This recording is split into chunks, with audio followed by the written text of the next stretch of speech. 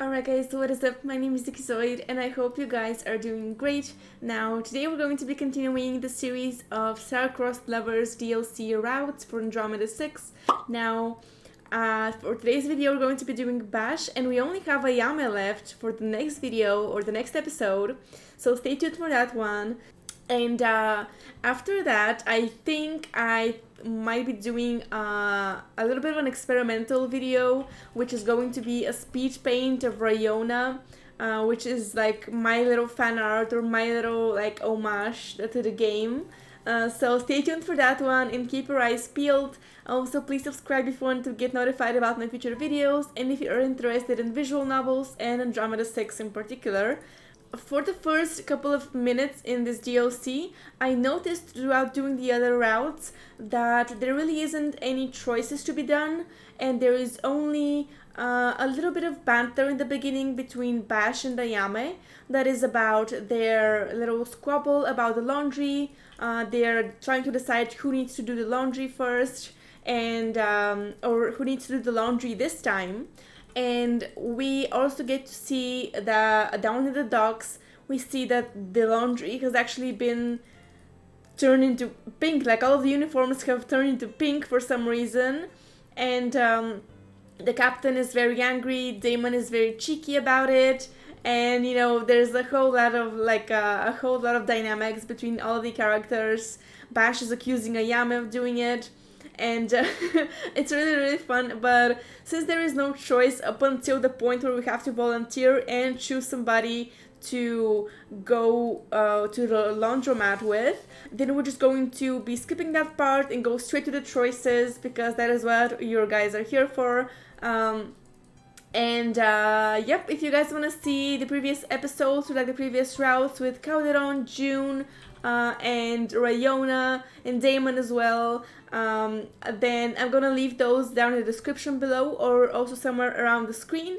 Now let's just load up the game. I have this choice over here where it says volunteer or say nothing, and I do want to volunteer for this one.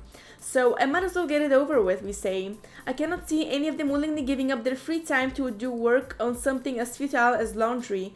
It is not like I have anything better to do, and I did agree on pulling my own weight around here. I'll go, we say. I would like to see some more of the city. This will be a good opportunity. The relief that flows to the rest of the crew is almost palpable at my response. Even Damon, who had mumbled something achingly similar to obviously under his breath as I spoke up, seems relieved someone stepped forward. That makes it easier, Calderon says. You're not going on your own, though. Here we go. Aya mutters under her breath to the side, trying to make herself even smaller at that. Someone needs to go with you. I'll give you the choice as to who. And we're going to be choosing Bash for this playthrough. I really am curious whether Bash is going to say or like confess to us that he was the one who did it or that Ayami was the one who did it, because we're like slowly getting to the truth, like to the meat of the matter as it were. So we're like, Bash, would you mind? And wise decision, my friend. This is going to be fun, he says. And even his wrench is pink for some reason, which is so funny. But Calderon let out an exasperated sigh at Bash's enthusiasm, pinching the bridge of his nose to compose himself. It is not supposed to be fun, Sebastian. Get the laundry done and come straight back to the ship, you hear me? Bash grumbles a little, but eventually agrees to the captain's orders. Alright. Give me a few minutes to change and we'll head out. Okay, so everyone else peels off, each going their own way until I'm left on my own, leaning against a stack of crates where I drum my fingers as I wait. Time passes, seconds turning into minutes, and I grow more and more impatient. Again, like this is the same like little route that we're going down because we are always left to wait at the docks for our counterpart. And we're always left hanging a little bit, so we have to go ourselves and search for them, like in the different little like rooms of the ship. So there's only so long that the stark metal walls of the ship can hold my interest. I'm not certain how much time has passed exactly, but eventually it seems like more than what is needed for a simple outfit change. And then we're going to have the choice, obviously, of either knocking on the door or barging straight in. I do believe that the best option is to knock at the door first, and then the character chooses like whether they're going to barge in or not. Like, for example, with Rayona's route and with Calderon, we had the option, and we took the option to knock first, but our character walked in without us choosing it. So, pushing myself off of the crate, I carve away to the upper level where I last saw Bash, coming to a stop in front of a small door located on the far wall. And we're going to knock, of course. Raising a fist to the metal door, I knock a few times to announce my presence. A loud crash and the shout follows, and I wince at the sounds of falling crates. Ew. Bash? I don't wait for an answer. Instead, I hit the button beside the door to slide it open. And we see him, like, undressing. So, waltzing into the room, it takes me all of 2 seconds to realize Bash is still in the middle of changing. Then I notice that the crates sprawl around him and wonder how it is possible to make such a mess just by getting changed. Everything okay in here? Fine. Bash pulls a fresh white tank top from under one of the many crates, dusting it off with his hands, and I raise an eyebrow at the oil stains that are clearly a permanent addition to his attire. Well, he is an engineer, mind you, so he does have to, have always be working with oil and like changing the oils of different machines or whatever. If you guys haven't guessed already, I'm not very good with machinery, whatever. But definitely. I actually read a little bit more about him and kind of reminisced about the main game, right before filming this. So Bash was like, he's from Terranium, obviously he's from Nose Vega, he grew up here in this city, and he had a pretty rough childhood and like pretty rough bringing up. So his little backstory is that he was a part of the arenas, which is basically like gladiator fights, with people and mechas, or like mechanical like robots, as far as I could tell from the little description and from my memories from the first game. But he definitely had a rough upbringing. He had to fight for his survival, which is not good, but he definitely has some like a dark past. But that definitely does not stop him from being such an upbeat, fun to be around character. I think he's like a really one of the best characters in the game, even though I never actually tried the Bash route for the main game. We might be doing that as well, so we'll see. I'm gonna think of something. And just having a small disagreement with the residents of the hold, nothing major, Bash says. How exactly does one have a disagreement with a storage crate, we ask? Well, hey, it's easier than you think, alright? And we're gonna say, we're definitely going to be doing like the flirty options here. So we can say poor baby, or if you say so. I'm gonna say poor baby because I think that's like the most cheeky thing to say. So we're like, oh, poor baby, did the big bad storage crate get the upper hand on you? Bash looks me over, his lips tilting from a glower to amusement in less than a second. That's really fun though. And no one gets the upper hand on me, babe, he says. Oh, he called us babe. Oh, he grins, his bionic eye flashing from bright yellow to red and back again, proving his point. Are you trying to impress me? That depends. Is it working? I don't want to admit that everything about him impresses me. His warm, easy humor, his hypnotic charm. The way he draws me in makes me forget about anything other than the two of us together in this room, lost in each other in a way we probably shouldn't be. And I certainly don't want to admit that the way he's looking at me, eyes heavily lidded and dark, is making my skin warm and my knees go weak. Of course, like, look at him, he's such a beautiful man. Of course, he's gonna make us feel that way. So we say, or we think to ourselves, but I think he knows it anyway. And I love his little tilted grin here. It's really charming, I have to say. So I bite down on my lip and I have to look away first, shaking my head to clear it. We should probably go. And we're going definitely to the laundromat, like the laundry place in Nose Vega. So jogging for a bit, I managed to catch up with Bash down the hall. Exactly how far is the dry cleaners? Not much further than the Ark. 10-15 minute stops. It's easy to forget Bash is a local, but when he talks about uranium, it's clear to see, despite having left it behind to join the A6, that he still holds this place dear in his heart. And like I said earlier, Bash is from Terranium. He's here from Nose Vega. I think Nose Vega is actually the capital of Terranium. So Bash saunters at a leisurely pace throughout the docks, and I know the space is much more crowded than when I first boarded the Andromeda Six. It seems Oppo's crew has already loaded some of the supplies we needed in here, and I read the labels on each crate as we pass them by. Food, medicine, spare parts, weapons. So can I assume you'll be giving me the grand tour as we make our way there? I thought you'd never ask. Well, there are some parts I don't intend on ever showing you, but the good stuff is pretty neat. I know you'll enjoy it. Bash throws his pink clothes in the pack with the others, closing the pack with a simple lace before packing it up. Ready? And I'm gonna say let's split the load because I don't want him to be carrying all of the weight, obviously. So making him carry all of that by himself when I was the one who volunteered to get them cleaned doesn't feel right. Let me carry some of it. It's got to be too heavy for only one person to lug around. Bash laughs at my words, waving a dismissive hand. Oh, this little thing? Honestly, don't worry about it. With a bionic arm, it's a piece of cake. But let me. I want you to pay attention to my grand tour, not only worrying about getting pickpocketed while your arms are full. His argument is solid. I cannot guarantee I wouldn't be too distracted by my surroundings to be properly tend to the pack. Against my initial reaction, I cave. Thanks.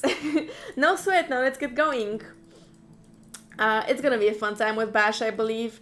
And we quickly make our way through the junkyard, already used to be the twisted path that led down to the city streets.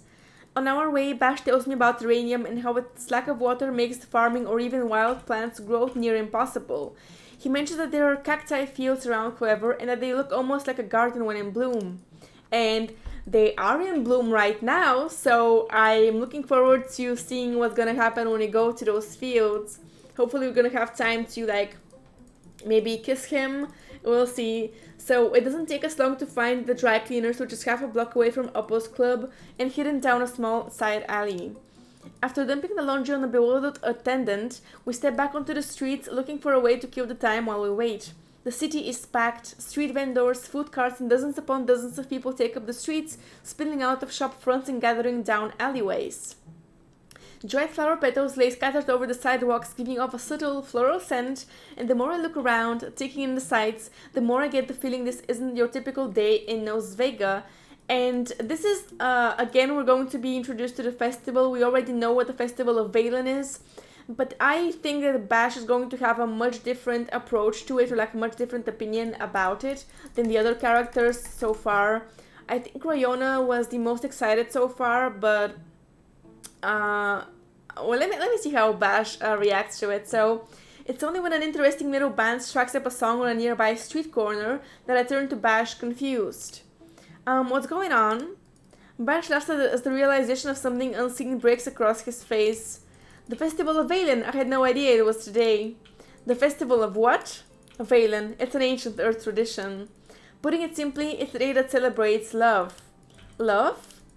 I'm gonna say it sounds sweet. That sounds kind of sweet, actually. It definitely is. There we go. I knew it. I just knew Bash was going to be into this. He says, I'm so glad we made it out here today. There are so many things I need to show you now. We could probably get around to seeing everything if we ditch the laundry and act like we were robbed when Calderon comes for our heads, but... Giving me no time to process the idea, Bash takes my hand and starts tugging me along with him. You're not actually going to ditch the laundry, are you? Nah, I don't want to give the captain a reason to off me. Bad luck to die on the day of the festival and all that. Is that a thing?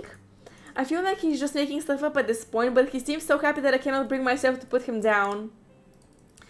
All around us people are dressed in pink, red, and white. Beautiful Kitalphon women with wicker baskets throw handfuls of dried petals through the air, and human and alien children run through the streets with long sticks emitting pink and purple smoke. The air smells sweet like sugar and cinnamon, and when we pass a food cart I can see it's filled with all sorts of sweets, cakes, and desserts, some oddly shaped and of dubious ingredients. I would want to eat that. I'm far too attracted to the decorations all around us to focus on our task. The idea of spending the day enjoying the festivities is much more appealing to me. I follow behind Bash and eventually we turn down a quieter street. It is much less crowded than the one we were in, with less stalls spread out but with a more local feeling to it. Which is typical because Bash is a local, so he would know stuff that is just not the typical tourist routes. He would actually know where the really good locations are. I've never been here before, but the nostalgia hanging in the air is undeniable. When I was a kid, my friends and I would wreak all kinds of havoc during the festivals, but Valen was always special. Why doesn't that surprise me?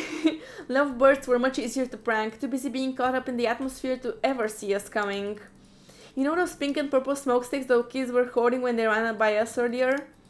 I nodded, recalling the sugary scent that had come from them. This one time we stole a bunch of them and strapped them under one of the main stages of the festival. They held a plate there every year, but it was so boring we thought we would help liven it up a bit. Your definition of help is starting to scare me, Bash. It turned out just fine. You see, we put them in a way that the minute the actors pulled one of the props they used for a certain scene, they would all pop open. It wasn't even sure if it would work at the time, but it did. The whole stage was covered in smoke, pink and purple and white. It was just beautiful. And disgustingly sweet. Oh, that, and it still didn't break you out of your sweet tooth? Are you crazy? That just makes me like them even more. Bash's excitement is clear, and it's with a light heart that I laugh along with him.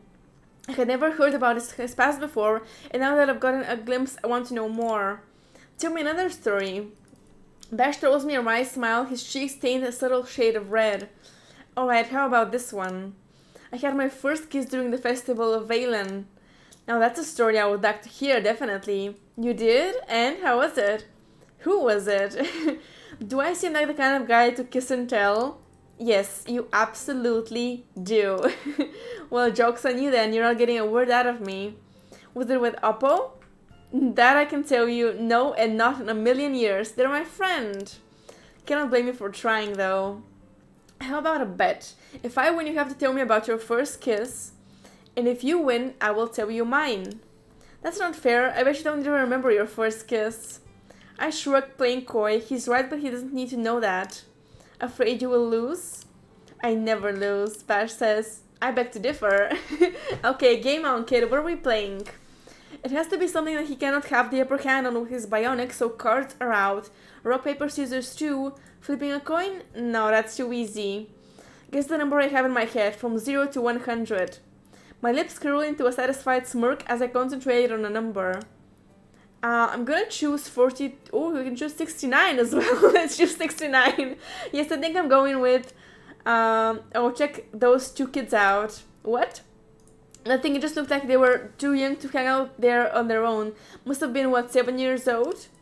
I turn around looking for the kids. Maybe they needed help, but I cannot seem to find them anywhere. Where are they? Never mind, probably ran off to their parents already. Anyway, got a number? Distracted by his comment, I forget what number I had picked and just come up with the first thing that comes to mind. 27 will do. Is it 27? Wait, what? How did you do that? I can read minds. No way. How? Oh, I see what you did there. I noticed a darkened sign nearby reading Club 27. I must have seen it while I was looking for the kids and got it stuck in my head. That's not fair. I did absolutely nothing wrong, Bash says. He's like defending himself a little bit. Now go on, time to tell me about your alleged first kiss. He clearly tricked me into thinking that number, but still, we didn't establish any rules that prevented him from doing so. I just have to come up with something for the story. My first kiss was with... we can say a soldier, a mermaid, a cowboy, an assassin, an angel, a cyborg, a traitor, or Oppo. Oppo! Okay, I'm gonna say maybe an assassin because that sounds like very dangerous. So let's say assassin. A shady, alluring assassin who stole my heart and my lips within the shadows of the night. You would describe him as tall, dark, and handsome, I'm betting. Very well then, where did the so-called kiss happen? It happened in the water, okay? In the water, crystal clear and cool, surrounded by birds chirping as we looked into each other's eyes. Isn't that an ad for shampoo? So, what was it like? I'm gonna say I still dream about it. It was so perfect, I still dream about it sometimes. Chills run over my body when I wake from one of those dreams. Alright, Shakespeare, I get the message. Is your curiosity sated now? Bash does not reply, that easy smile on his face not quite reaching his eyes. I turn to leave, stopping when something cold and metallic grabs my hand and pulls me back, and soon enough I find myself chest to chest with Bash. I have one more question for you. If you could change your first kiss, would you? I'm gonna say maybe, or what are you suggesting? I'm gonna say, what are you suggesting? And he's gonna say, me? Nothing. Liar. Why, do you want me to suggest something? Words die on my lips when his cold metal fingers entwine with mine. My heart thrums in my ears, and and any hope I had of forming a witty comeback fades when I feel his breath on my skin. Ziki? What a beautiful young couple, the old lady says. So when I look up, it's to find an elderly woman smiling at the two of us fondly and holding a bushy branch of green leaves and dark pink flowers above our heads. She's dressed like a fortune teller, draped fabric and golden beads, making her look even more the part. Oh, we're not. It is tradition to kiss under the boughs of a myrtle tree during the festival. It will bring happiness and fertility to your relationship for as long as your love continues to blossom. Vash chokes back a laugh, looking at the tree above us while I untangle myself from his arms, my face flaming with heat. She keeps on staring at us, a shameless smile on her wrinkled face, and when either of us makes a move, her eyebrows knit together in disappointment. It is tradition. Give the handsome man a kiss, won't you? It is tradition. Bash is like very cheeky. I'm definitely gonna kiss him because he's such an easygoing person, and the fact that he just took us into his arms and he was trying to initiate a kiss, so definitely a good idea to kiss him right now. I let out a sigh in mock expression, giving Bash a nod as I signaled to go on. I try not to let it show that my heart is secretly pounding in my chest, my hands sweating from nerves. What exactly is the tradition? A kiss on the cheek, on the forehead, a peck on the lips, a full-out kiss? Should I close my eyes? Bash steps forward and leans in, his nose brushing against mine gently. And then he kisses me right on the top of my nose, stepping back straight after. I blink at him dumbly and he laughs. That's how you're getting, you hear me? I don't go around just kissing anyone. So I'm anyone now, am I? Well, before he can respond, I lean in and give him a quick, soft kiss on the cheek, brushing my lips gently against his skin. Bash was clearly not expecting that, and I take great pride in having gotten the upper hand on him for once. The old woman, apparently pleased, continues to wander down the street in search of another innocent pair to attack. That was all you were getting for now. You didn't have to... Was I too forward? It doesn't seem like he enjoyed my little stunt. I'm sorry, I didn't mean to. Geez, don't apologize. What kind of man would I be if I made you feel bad? And besides, it was nice. I totally saw it coming too. Oh, did you? Then all that shock on your face is what? Acting. Laughter bubbles on my lips, and I don't even try to resist when Bash takes me by the hand and drags me off further down the street, mumbling about how we're going to be late and should head off to get the laundry done. And are we getting... Oh yeah, we are getting the laundry. So we headed back to the dry cleaners after that, retrieving the now thankfully normal uniforms before stepping back out into the street. The sky has turned from orange and pink to a deep inky blue, and I stretch my arms behind my head, letting out a yawn and thinking back on the day with a smile. Me kissing Bash after he teased me is still hovering in my mind. We didn't breach the topic again, but I just cannot stop thinking about it. And oh man, it's already dark outside, he says. Not that there aren't any good places to hit at night, but we need to take these back to the ship and there's no way Calderon will let me go back out again. Why not? At least we had some fun today. Well, anyway, Bash smirks at me, his mind clearly going to places where I was hoping it wouldn't go. Some of us had even more fun. You mean you, of course. Obviously, how could I not be happy when I set out for some light-hearted fun and ended up getting a kiss? It was just on the cheek. Then why are you so flustered about it? Not waiting for my reply, Bash adjusts the pack on his back and sets off towards the ship. I'm hot on his heels despite fighting the blush that had crept onto my face. And as we head into Oppo's junkyard and towards the ship, leaving behind the city lights and the boisterous crowd that has taken over the streets, continuing their celebrations for the festival of Valen, a few specks of blinking lights catch my eye, and we already know what that is. I steer towards them, pebbles and sand crunching beneath my feet as I veer around the various piles of scrap metal scattered throughout the lot. It doesn't take long until I've cleared the yard, finding myself in an open field with several cacti in full bloom, and I realize the specks of light are fireflies bobbing through the air like tiny yellow stars. Look at this random prickle patch. Guess Oppo needs to hire a gardener. No, I think they're beautiful. I don't think he should nip them or whatever. So the sound of sneakers crunching over sand and gravel alerts me to Bash's presence, and when he comes up next to me, he's so close I can feel the heat of his body beside mine. The fireflies are cute though, and it's mating season. Now that's what I call a sign, wouldn't you? I give him a withering glare and he laughs at my reaction. A pair of fireflies break away from the others and make their way towards us, spinning around each other in what I can only assume is a mating dance. The lights coming from them flicker like stars, so bright and fleeting. And I'm gonna say it is like magic, which is the flirty option. This feels so magical, we say. Yeah, it does. Bash's voice sounds a bit off, and when I turn to him, I notice he has a sad smile on his face, a forlorn look in his eyes. Unknowingly, I reach out for his hand, and I'm relieved when he doesn't push me away but holds it tight instead. Sorry, I kind of ruined the mood, huh? What? No, of course you didn't. Do you want to talk about it? I can see him pondering the pros and cons of talking about whatever it is that's bothering him. It's not that I'm not curious, but it would be wrong of me to force it out of him. Definitely, if he experienced something like traumatic, I don't want him to relive it or to or make him feel bad about thinking about it or sharing it.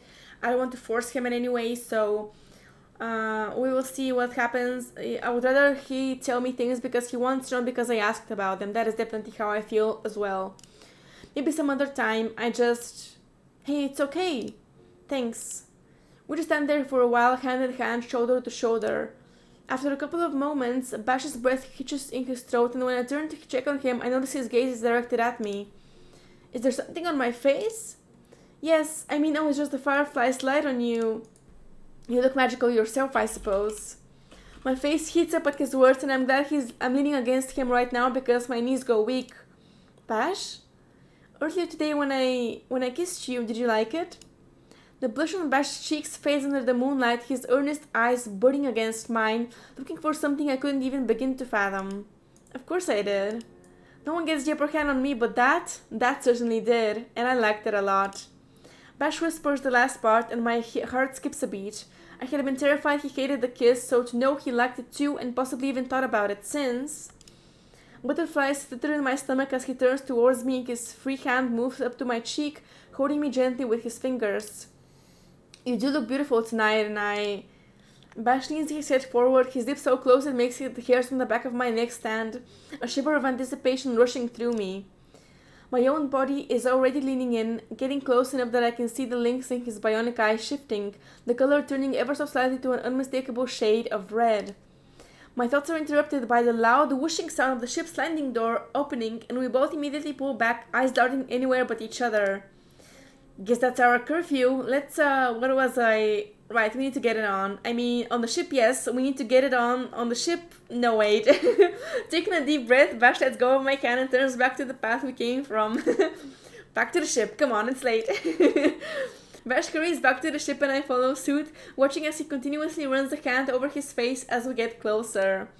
Trying to follow his lead, I focus on my own breathing, desperate to push back down the feelings Bash brought out in me, hoping that they would stay trapped under the piles of metal scattered around here.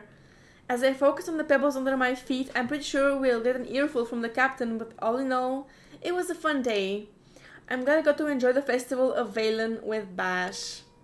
And we have here the outro, like Happy Valentine's Day.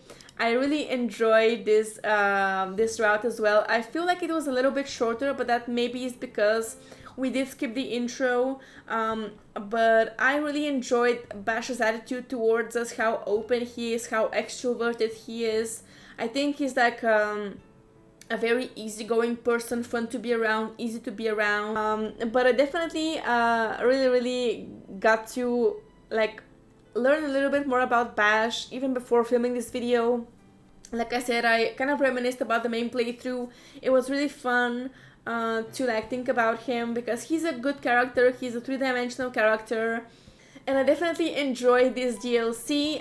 So next time we're going to be doing the Ayami route. Ayami is the pilot, obviously. She's like really hot and spicy, so I really am wondering how it's going to go. I was surprised that Bash did not like confess that he was the one who was responsible for the laundry incident, but maybe it was Ayami all along, because we will see, I don't know, but she is Kitalfan, and I did hear, I did see in this DLC in literally every route when the narrator was like, or like when we were explaining the surroundings of the Festival of Valen, there was like mention of Kitalfan women, and Ayame is Kitalfan, so maybe she has something to do with the laundry. I don't know, I'm a little bit obsessed with this laundry, like who did it, what happened, but I guess we're going to be finding out in the next episode, so stay tuned for that one, and please subscribe if you want to see some more videos from me. I post pretty regularly, so yeah. Thank you guys so much for watching. I really do appreciate it, and I will see you guys in the next one. Bye bye!